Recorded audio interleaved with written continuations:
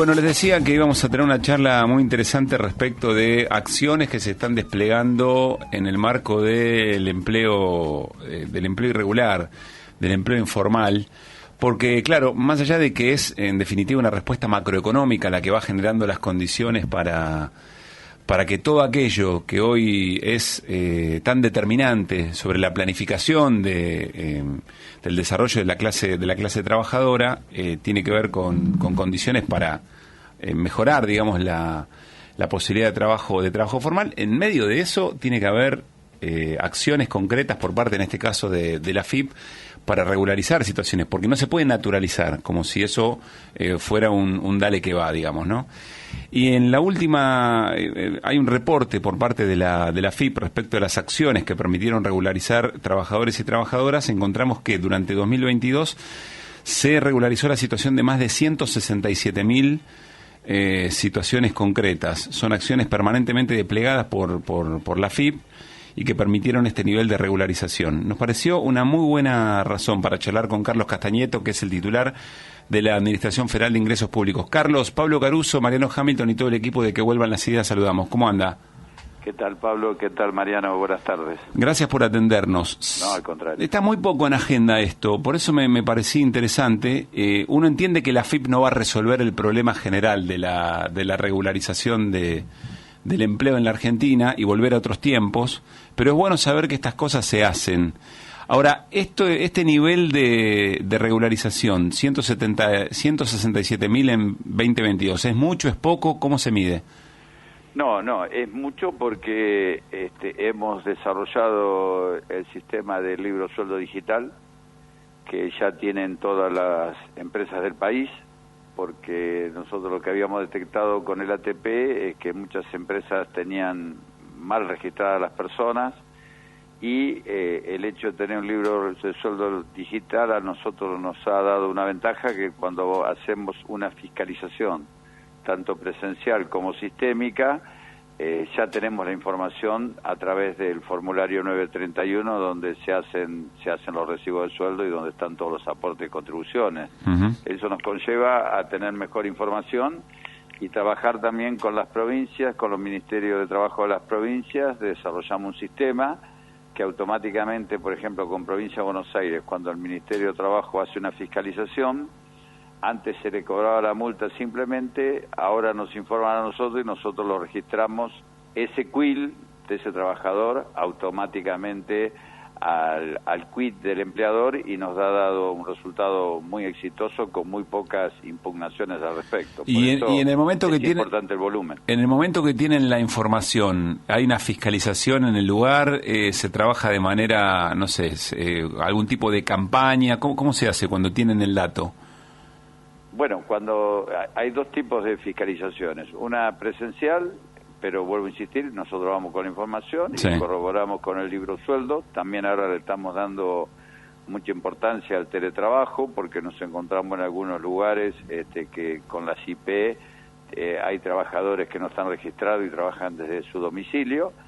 Y lo sistémico, vemos a través de los distintos meses la variación que han tenido los trabajadores, y ahí se hace una investigación y luego se fiscaliza. Uh-huh. Respecto de las actividades alcanzadas en esta fiscalización, ¿qué es lo que más sobresale? Me imagino comercio, ¿no? No, la verdad que lamentablemente hay en todos los rubros. Sí, en comercio es un tema. También otro tema que estamos abordando mucho es el trabajo ilegal, la trata laboral, sobre todo en las épocas de cosecha. Nosotros hicimos un mapa de riesgo, que en todos los meses tenemos a lo largo y a lo ancho del país distintas cosechas, y estamos yendo muy fuertemente, y lamentablemente, a pesar del siglo XXI, todavía se ve mucho trabajo ilegal, de condiciones infrahumanas, donde no tienen baño, o familias y familias duermen dentro de contenedores. Uh-huh. Así que, bueno, eso automáticamente se trabaja articuladamente con las provincias y otras partes del gobierno nacional, y en muchos casos ya han sido devueltos, y realmente fue con mucha satisfacción, porque nos han llamado los familiares que recuperaron su hijo o su hija, porque lo habían perdido. Los cargan en camiones y durante la noche los trasladan de un lado a otro. Es el antiguamente llamado trabajo golondrina. Qué bárbaro, Carlos. Qué increíble. No lo vamos a permitir un caso. Ahí hay multas, hubo denuncia penal, por ende también hay algunos productores que hoy están privados de la libertad. Carlos, del otro lado quizá hay algún comerciante, alguien que tiene una pequeña o mediana empresa y dice, bueno, lo que pasa es que si todo el plantel de trabajadores y trabajadoras estuviera regularizado no me da el negocio. Y aparece el tema de la cantidad de impuestos, etcétera, etcétera. ¿Qué se dice o cómo se aborda ese discurso? Mire, lo primero es que se ha sacado, por ejemplo, en un decreto en el Norte Grande, el no pago de contribuciones, no de aportes, ¿no? Porque los aportes lo hace el trabajador. Y realmente el resultado no fue bueno.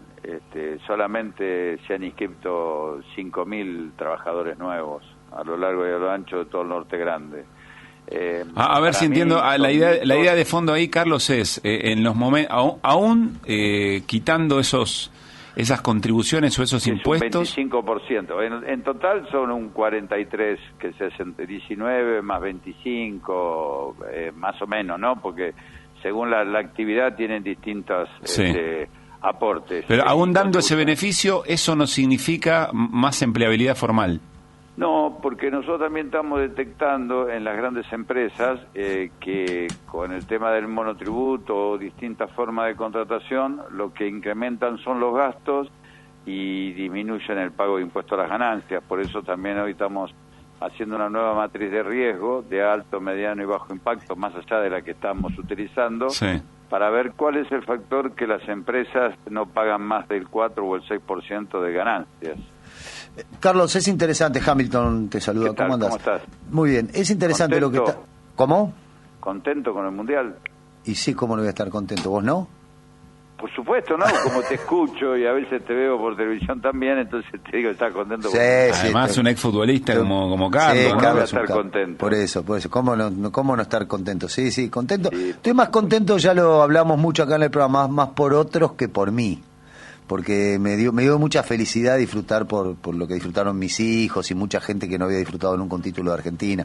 Yo ya soy un viejo lobo de mar, entonces tengo varias... No, yo también. Claro. Bueno, no te quiero cambiar de tema, pero si me permitís un segundo. Sí, dale, Carlos, dale para adelante. Se logró una cosa muy importante que fue que uno tiene la concepción, ¿no? Del equipo, de las convicciones, y también un grupo que demostró un grupo familiar, donde, me parece que le llegó mucho a la gente, por eso hubo tanta movilización, por la humildad que mostraron todos también, ¿no? Y el gran esfuerzo que hizo cada uno en su lugar, dentro y fuera del campo. Sí, y además vos que también sos una persona con experiencia como yo, no estuvo la grieta Bilardo Menotti, ninguna de esas pavadas que nos abarcaron durante tantas décadas, ¿no? Exacto, y Scaloni en un reportaje lo dijo, le hicieron, viste, como siempre hay esa intención para seguir dividiendo las aguas, y él dijo, yo no hablo ni de uno ni de otro. Claro. Así que con eso les cortó de llano. Carlos, bueno, yo te quería consultar sobre lo siguiente. Hay algo que se naturalizó de facto allá por los 90, que es el tema, vos justo lo estabas tocando, el tema del monotributo, ¿no? Que es como una suerte de regulación laboral, de hecho. ¿Hay alguna forma de poder detectar a las empresas que utilizan a los monotributistas como factureros y que en realidad lo que encubre es una relación de dependencia, eso que no se lleva a cabo? ¿Hay alguna forma, la FIP tiene alguna forma de poder detectar ese tipo de situaciones o es un mundo inabarcable habida cuenta de que debe haber, qué sé yo, 2 millones de facturas por día, no lo sé, por decir un número? Sí, mirá, facturas tenemos más o menos 500 facturas por segundo. Claro. Para que tengas una idea. Con respecto al monotributo, sí, nosotros miramos tanto los ingresos como los gastos, mes a mes, por sistema, ¿no? Y se ve la correlatividad en la facturación hacia una misma persona, por eso también nosotros ya vamos con esa información cuando vemos un empleador. Cuando todos los meses le facturan a una empresa, nosotros ya sabemos. La verdad que el monotributo se desvirtuó, Claro. porque hoy tenemos casi 4.600.000 monotributistas, es mucho, donde tenemos 8.700.000 trabajadores del sistema integrado SIPA, más 2 millones de trabajadores no SIPA, vamos a decir, las provincias que no ingresaron al régimen general, y tenemos 4.600.000 monotributistas. Yo creo que muchos trabajadores, empleadores, utilizan la modalidad del monotributista y se aprovechan en algunos momentos de la necesidad laboral para tomarlos de tal manera, ¿no? Exactamente, pero ¿cómo se hace para que esto no perjudique al trabajador? Porque el empleador lo primero que hace cuando si le cae la AFIP y le dice, che, mira, vos tenés a 10 tipos que te están facturando y en realidad vos tenés una relación de dependencia encubierta, entonces lo que tenés que hacer es efectivizarlo. ¿Cómo hacer para que no lo rajen a patadas a los trabajadores y la empresa renueve con otros monotributistas? No, por eso cuando nosotros desarrollamos un sistema que se llama Action, que automáticamente cuando nosotros hacemos la fiscalización, el monotributista lo registramos con relación de dependencia. Claro. Y ahí el empleador no lo puede echar porque ya le entran los derechos y bueno, es más difícil poder echar. Igual reconocemos que hay muchos trabajadores, es imposible abarcar todos los monotributistas que tienen un trabajo de relación de dependencia encubierto, ¿no? Claro. Estamos charlando con Carlos Castañeto, el titular de la AFIP. Quiero hacerte después una pregunta más general, Carlos, respecto de la escena política, pero antes, muy puntual, recordando que comenzamos charlando sobre las acciones que tomó la AFIP para tratar para fiscalizar situaciones de irregularidad y que aumentaron muchísimo respecto de la última medición, creo que más de un 160%. De contrataciones irregulares que se fueron formalizando. Quiero preguntarte por la derogación de este régimen que, según qué medio leas, tiene una valoración distinta. Por ejemplo, La Nación dice, la AFIP deroga un régimen que obliga a personas y empresas a informar sobre sus estrategias de planificación impositiva. Y está claro que lo toman como violatorio de algún tipo de información muy privada a la hora de planificar lo fiscal, y que desde el otro lado podría decirse, bueno, son recovecos para la elusión todo el tiempo. ¿Cuál es el contexto de esta decisión, Carlos? No, es una resolución número 4838 que establecía un régimen de información de planificación fiscal e internacionales. Que era para que lo hacían los contadores y los abogados. No es que nosotros dejamos sin efecto la resolución, pero creamos un registro donde los contribuyentes informan y a su vez la AFIP pondrá a disposición de los contribuyentes la información que recibe, porque hoy tenemos muchos más convenios con distintos países del exterior, sí. Y eso se sigue haciendo de la misma manera, pero no es violatorio ni estamos faltando una norma internacional ni de la OCDE, ni el convenio con Estados Unidos, ni los convenios bilaterales que tenemos con más de 100 países. Al contrario, lo que hacemos es agilizar los trámites, porque quizás esta información de también esta planificación estratégica, esas proyecciones no se cumplían, y es un trabajo adicional que se le ponía a las empresas, y hoy con la información que tenemos nosotros y la disposición que le vamos a poner en este sistema de información al contribuyente, no es necesario hacer esta planificación. Le hacemos ganar tiempo y trabajo a las empresas y a los profesionales, que no tiene sentido hacerlo en el día de hoy. Pero ¿no le afloja a la AFIP el compromiso de buscar esas maneras de eludir? No, pero esto no era ni eludir nada por el estilo, era un régimen informativo, una planificación fiscal durante un año, y nosotros ahora lo que lo hacemos es concomitante. Entonces tenemos la información suficiente, y una vez que informa la empresa, nosotros sabemos si esa medida de seguridad se está cumpliendo o no. Así que lo que estamos haciendo es, desde el organismo, escuchar, y por otro lado poner en práctica sistemas mucho más amigables y más prácticos, no tan engorrosos como lo tiene el organismo en algunos casos. Bien, última puntual de la AFIP, Carlos. ¿Cuánto falta o qué detalles faltan para que esté operativo el acuerdo firmado con Estados Unidos por el tema de las cuentas irregulares allí en ese país? Mirá, ya está firmado, de parte nuestra tenemos todos los instrumentos y las medidas de seguridad que nos pedía Estados Unidos. yo firmé la reglamentación de la firma del convenio entre el ministro de Economía y el embajador de Estados Unidos. Ya Cancillería lo mandó a Estados Unidos, así que prácticamente está para ponerse en marcha a partir del 1 de enero y vamos a empezar a intercambiar información y efectivamente esperamos que para septiembre el flujo sea constante, pero igualmente ya se pone en práctica el 1 de enero con mucho más flujo que el punto a punto. Bien. Bueno, te pregunto esto último, como hombre de la política, como dirigente de experiencia, ¿cómo estás viendo la escena? Todo el tema de la Corte tensó mucho, decíamos nosotros en el arranque del programa que volvió a mostrar la intención de ir a por todo de un sector de la oposición con pedido de juicio político al presidente.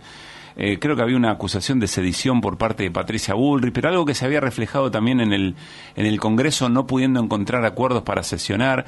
¿Cómo estás viendo la escena general política, Carlos, de cara al 23? A mí me da una preocupación muy grande cuando los distintos poderes, los tres poderes, se meten en otro poder. En este caso, creo que el poder judicial se está sobre encima del Poder Ejecutivo y sobre el Poder Legislativo, dado que hay presupuesto firmado, hay un consenso fiscal y por otro lado también los fondos de coparticipación están regidos por ley. Uh-huh.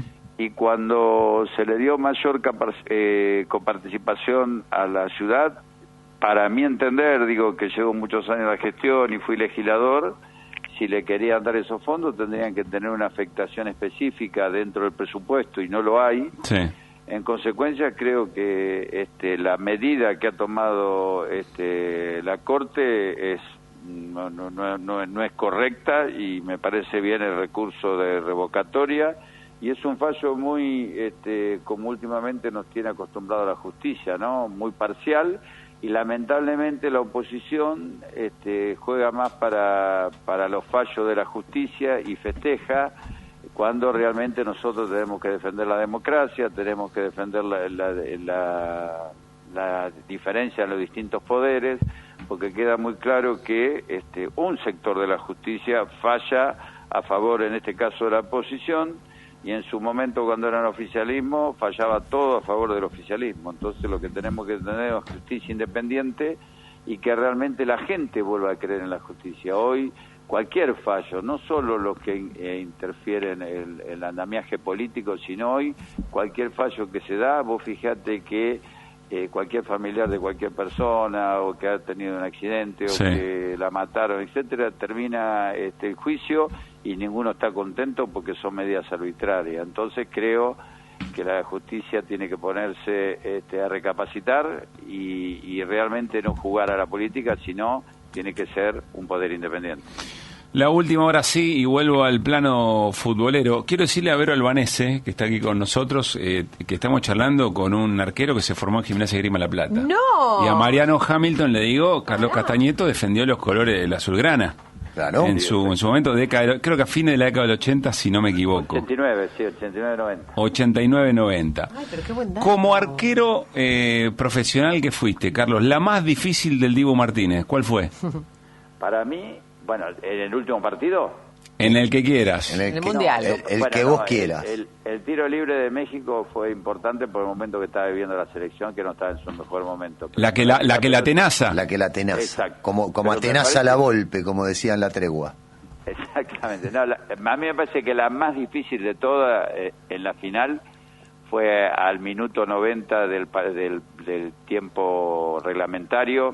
Esa pelota a la izquierda abajo, muy cerca del Estoy completamente de acuerdo con vos, la que el Cuti Romero se la acerca con el muslo. Exacto. Es una pelota imposible. De forma, pero si te pega, achicó muy bien, no hay que quitarle mérito porque fue extraordinario. Vos decís la última del suplementario, la que hace la X en el aire. Si te pega un poquito arriba de la rodilla, se te mete. Sí. En cambio, la otra, la pelota más difícil del arquero, acordate esta, es al lado del tobillo, que es la que tapó el arquero. Estás tirando un dato tremendo. Es que fue muy parecido al gol, al primer gol de Arabia, la pelota que tapa. Es muy parecida al primer gol de Arabia. Es una pelota casi imposible. Yo la vengo rescatando desde hace rato. La tengo que volver a ver, porque ahora que me dice... no sabes qué hacer, si sacarla con el pie. Él dio justo un paso para, vamos a decir, para la derecha, para tirarse para la izquierda. Claro. ¿no? Exactamente. O sea, está en la duda el arquero de si la saca con el pie o se tira abajo, pero por ahí te pasa por abajo. Vos tenés la escena de cuando el Cuti Romero se le acerca con el muslo, sí, ¿no? Y hacé la prueba, ahora cuando tengan la pausa. Fíjate qué es más difícil, estirar el brazo a 1 metro del cuerpo o poner el brazo en una pelota cruzada al lado del pie. Te juro que... El agujero es tremendo para el arquero. Vamos a ir a la tanda y lo voy a hacer acá en el estudio.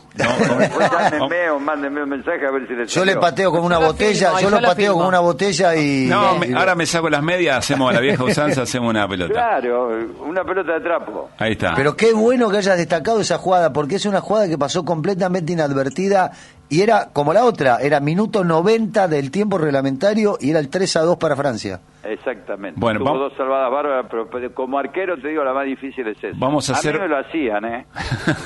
Vamos a hacer un esfuerzo y vamos a volver a ver la final entonces. Un abrazo grande, Carlos. Gracias Pablo, gracias a todos y buenas tardes. Abrazo. Y si no tengo oportunidad de conectarle nuevamente, que tengamos un excelente 2023. El mismo deseo para vos y la familia. Un abrazo grande. Gracias, un fuerte abrazo. Bueno, Carlos Castañeto, titular de la FIP, está haciendo un trabajo muy importante de la FIP, no solamente en esto que les contamos específicamente, la razón de la nota, tiene que ver con las inspecciones y las fiscalizaciones por el trabajo informal. Después también en todo lo que tiene que... Yo recibo permanentemente informaciones que encuentran distintas actividades que significan un escape de recursos muy importante para el Estado. Muchas tienen que ver con producciones rurales que están guardadas en un galpón, se van por afuera.